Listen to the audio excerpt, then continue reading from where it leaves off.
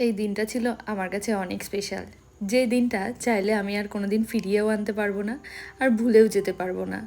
এই যে মানুষটাকে দেখছো, ইনি আমার ম্যাম, যার কাছে আমার মেকআপ শেখা। ইনি আমার কাছে ভগবান তুল্য। এই দিনটা ভীষণ স্পেশাল কেন ছিল জানো? কারণ এই দিন একই স্টেজে ম্যাম আর আমি দুজনেই মেকআপ দেখাবো। মানে সেটা নিয়ে আমি ঠিক যতটা এক্সাইটেড ছিলাম ততটাই নার্ভাস ছিলাম। আমার সঙ্গে যারা ছিল, মিষ্টিদি, অনির্বাণদা, সবাই জানে আমি সেদিন ভীষণ নার্ভাস ছিলাম যে ম্যাম একই স্টেজে মেকআপ দেখাবে, তারপরেই ম্যামের পরেই আমি মেকআপ দেখাবো। মানে এটা একটা চ্যালেঞ্জের মতন, যে কেমন করব, কি হবে। তারপরে সবথেকে বড় কথা, দেখবেন নিজের গুরুর সামনে ভীষণ ভয় পাই আমি। মানে আমরা সবাই ভয় পাই। তো মানে চোখের জলটা ঠিক কোনো কষ্ট বা দুঃখের না, এটা ছিল আনন্দের। আর ছিল কিছুটা এক্সাইটেড ছিলাম আমি ভীষণ। ম্যামকে নিয়ে মানে কিছু বলার নেই।